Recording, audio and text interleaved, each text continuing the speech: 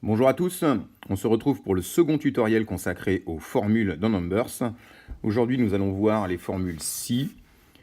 On va voir comment imbriquer des formules si. On verra également la formule nb.si, la formule recherche, une recherche conditionnelle qui va être très intéressante et la formule décalée.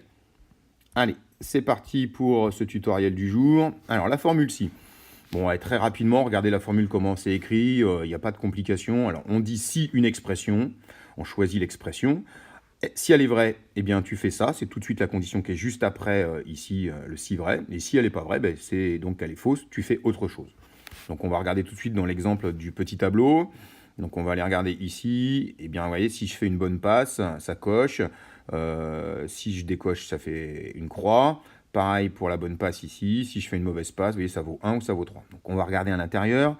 Je regarde, donc je double tape dans la cellule et je vais marquer. Si A1, donc la cellule A1, où il y a écrit mauvaise passe en ce moment, elle est égale à bonne passe, et on fait attention, on met bien des guillemets, alors à ce moment-là, point virgule, ben, tu accordes 3 points, et puis si c'est pas écrit bonne passe, ben, tu n'accordes que 1 point. Ok? Donc vous voyez ce que ça donne. Hein. Ben, bonne passe, il se demande si dans la cellule A1 il y a écrit bonne passe, j'écris 3, voilà. Et si jamais il y a écrit mauvaise passe, je vais écrire mauvaise passe, et bien je mets 1 point. D'accord? On fait la même chose maintenant pour la ligne du dessous. Si A2 égale vrai, alors vrai, quand on met des cases à cocher, c'est quand celle-ci est cochée. Quand celle-ci est cochée, c'est vrai. Donc si la case A2 égale vrai, donc coché, à ce moment-là, ben, tu mets la petite icône verte avec la petite coche blanche à l'intérieur. Et si c'est pas le cas, donc si c'est faux, tu mets une croix. Donc regarde, je coche, c'est vrai. Je décoche, c'est faux. On a la vérification à côté. Voilà donc pour la formule si. Donc, vous avez toujours le petit TD. Ici, dans ces deux cellules-là, il n'y a rien d'écrit. À vous d'écrire les formules pour voir si vous avez compris. Toujours un petit onglet si pour aller plus loin, donc qui reprend un petit peu les préconisations d'Apple dans les formules. Vous regarderez si vous le souhaitez. Maintenant, un si imbriqué. Alors, c'est imbriqué, ça nous sert à quoi? Ben, écoutez, là, ici, on a ces si vrai ou si faux. Donc, il y a deux conditions. Imaginez tout simplement qu'il y ait besoin d'une troisième condition. Alors, à ce moment-là, s'il y a besoin d'une troisième condition, on va imbriquer des si. Donc voyons voir ce que ça donne. Alors on demande si une expression, si elle est vraie, tu fais ça. Et si elle est fausse, d'habitude on lui dit qu'une seule chose. Ben là, si elle est fausse, on va pas écrire faux, on va dire si à ce moment-là. Et on reprend la même expression. À ce moment-là, on dit si vrai ou si faux. Donc vous avez donc dans ces cas-là trois occurrences possibles. La première, si c'est vrai. La deuxième, si c'est faux, mais que si c'est dans ce truc faux, c'est vrai. Et puis alors dans ces cas-là, si c'est pas le cas, ben, il y aura un truc faux. Alors, plutôt que ce discours un petit peu alambiqué, je vous montre ce que ça donne dans la fonction ici. Bah, j'ai zone centrale, ça vaut 1. Zone avant, regardez, ça se transforme en 3 points. Et zone arrière, ça se fonctionne en 5 points. Alors, voyons voir maintenant à l'intérieur de la formule ce que ça donne. Si A1 égale zone centrale, alors à ce moment-là, tu mets 1. Si ce n'est pas le cas, alors à ce moment-là, tu refais une condition sur la cellule A1 et tu lui demandes est-ce qu'elle est égale à la zone avant? Si c'est le cas, tu mets 3 points. Et bien si c'est ni égal à la zone centrale, la cellule A1, ni égal à la zone avant, cette cellule A1, alors à ce moment-là, ça vaut 5 points. Donc ok, on a imbriqué des conditions. Si en A1, c'est écrit zone centrale, ça vaut 1 point. Si ce n'est pas le cas, on lui redemande est-ce que dans la cellule A1, c'est écrit zone avant? Si c'est le cas, il met 3 points. Et si c'est ni l'une ni l'autre, on lui donne 5 points. On sous-entend pour nous que ce sera la zone arrière. On voit ce que ça donne. Donc, zone centrale 1, zone avant 3, et la zone arrière, eh ben, il a testé, il a trouvé ni zone avant, ni zone centrale. Il en déduit que c'est autre chose. Nous, ça nous intéresse, c'est zone arrière, ça vaut 5 points. OK? Si imbriqué, même chose ici, vous écrirez à l'intérieur les formules pour la construction de ces formules.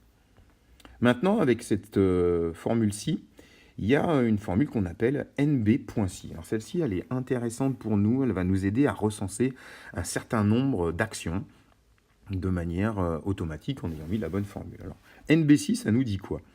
Ça nous dit à quel endroit tu recherches, donc là c'est la zone A3F3, dans cette plage de cellules, tu vas chercher, donc on lui dit où tu cherches. Et ensuite, ce qui est écrit vrai, on va lui demander tu recherches quoi? Donc on va lui demander la condition,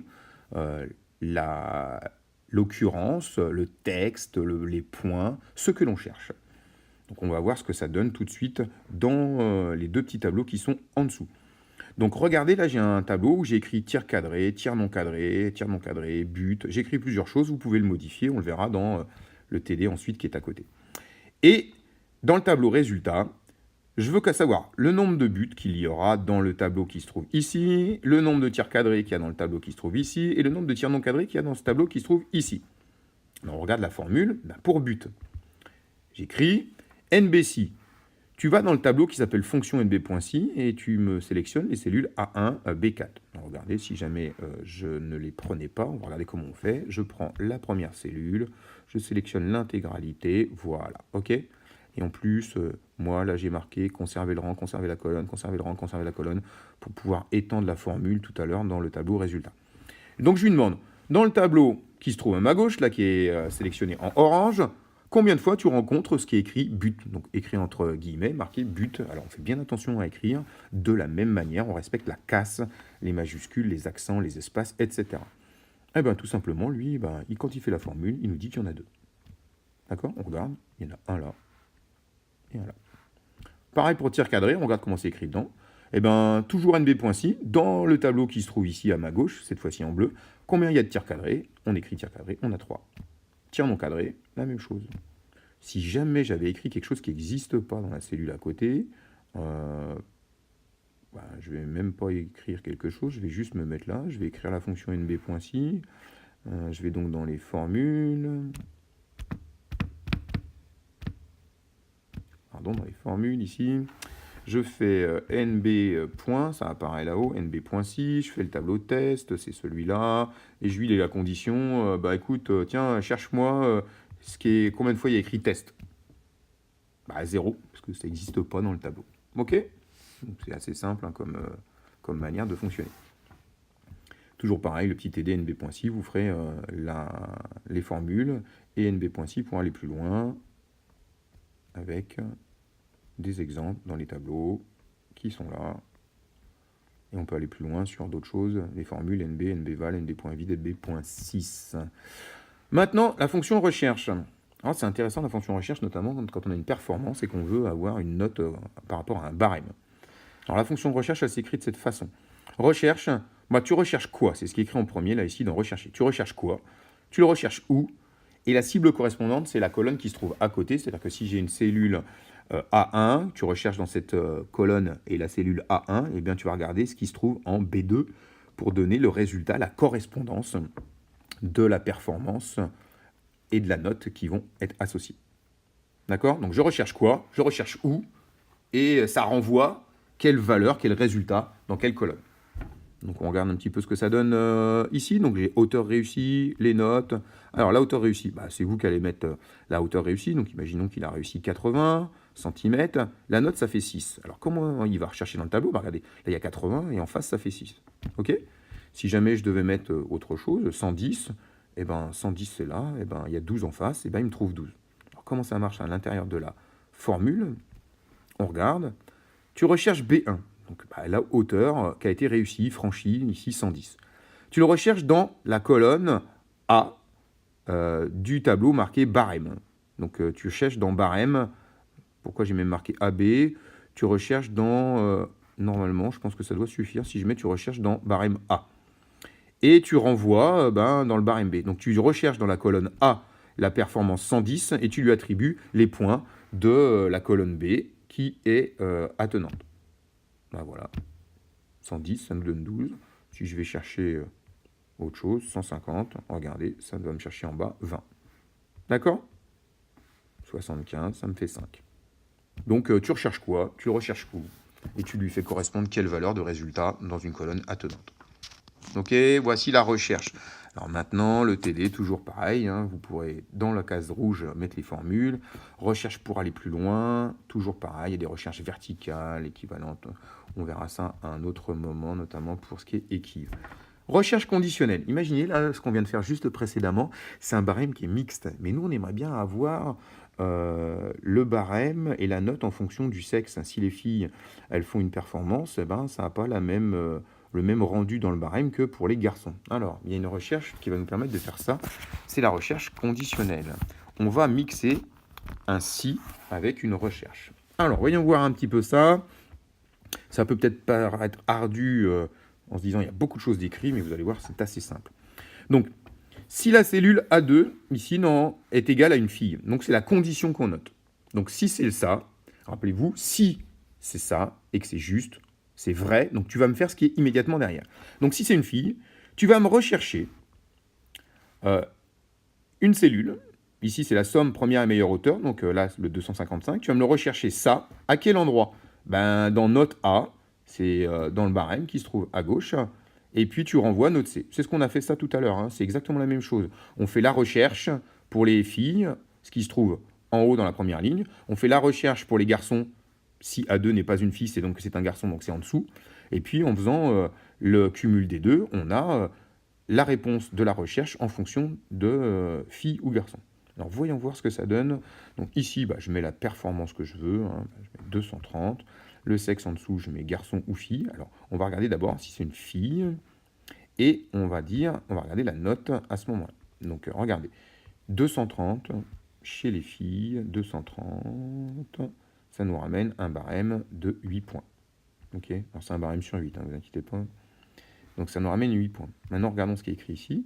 Donc si A2 égale fille, alors tu recherches la somme, c'est ce qui est là à gauche, marqué en orange, qui est encadré là avec les deux petites poignées orange autour de 230. Donc tu recherches ça, la valeur de la performance. Tu le recherches où? Dans la colonne A des filles, et tu me renvoies la valeur de la colonne C. C'est ce qui trouve en rouge à droite, la colonne C, marqué les points. Si jamais ce n'était pas une fille, toujours pareil, tu me recherches la valeur de la franchise 230. Où ça? Eh bien, dans la colonne garçon, et tu me renvoies quoi? Pareil, le barème de points. D'accord? Voilà, c'est vraiment pas compliqué, il faut juste être un petit peu cadré et avoir bien compris la fonction si et la fonction recherche. Toujours pareil, le petit TD, je vous laisserai remplir la formule dans cette case. Et on termine par quelque chose d'un petit peu plus complexe, mais qui est intéressant à regarder. Et après, écoutez, vous rechercherez pareil dans le décalé pour aller plus loin. La formule décalée. Alors, c'est quoi la formule décalée? Ça permet de dire, on va décaler les cellules à partir d'une cellule et de combien? On va décaler des cellules ou des colonnes. Donc, fonction décalée, ça demande quoi? À partir de quelle cellule on décale? Et on décale de combien de lignes en première occurrence? Là, ici, le A1 en orange, saumon. Et on décale de combien de colonnes à la fin? Mais ici, moi, j'ai mis 0. Alors, vous allez voir, là, ici, j'ai une liste de noms. Et dans cette petite cellule, je vais noter un 1. Et donc là, ça me décale d'un point par rapport à la cellule blanche, celle-là. Et vous avez donc le nom de l'élève qui se trouve en dessous. Je décale de 2, ça me met Noël. Je décale de 3, ça me met Christelle. Je décale de 4, ça me met Florian. Et si je reviens en arrière, ça me ramène au début. Si je décale de 19, j'obtiens Camille, qui doit se trouver donc ici, en 19e position, par rapport à la cellule que j'ai décalée ici. On regarde ce que ça donne. Je vais remettre le début, et on regarde ce que ça donne dans la formule qui se trouve là. Eh bien, j'ai fait quelque chose là ici où si on décale de 0, il y a un si un petit peu au début, c'est un petit peu compliqué. Là, j'ai imbriqué un si avec un décalé. Donc, si le décalé, il est égal à 0, alors tu me mets un espace là, ici, c'est ce qu'on voit les guillemets. Je veux que si on décale de 0, il n'y a rien d'écrit dans la colonne, dans la case rouge. D'accord?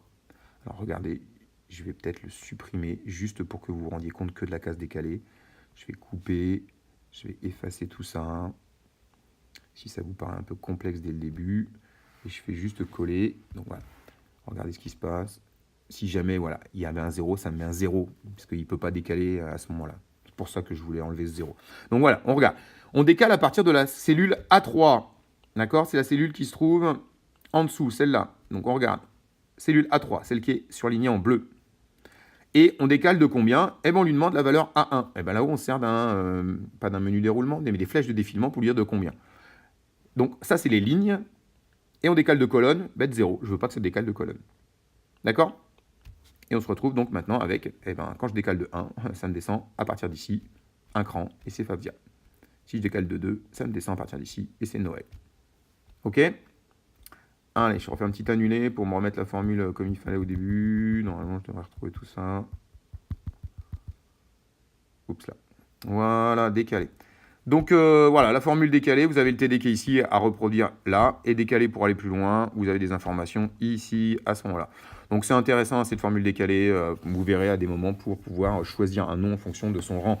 Donc aujourd'hui on a vu donc la fonction décalée, la fonction recherche conditionnelle qui est un mix avec le si et la recherche, la fonction recherche NBC pour comptabiliser un nombre d'actions dans une plage de cellules, si imbriqué pour avoir plusieurs conditions, et si pour avoir deux conditions.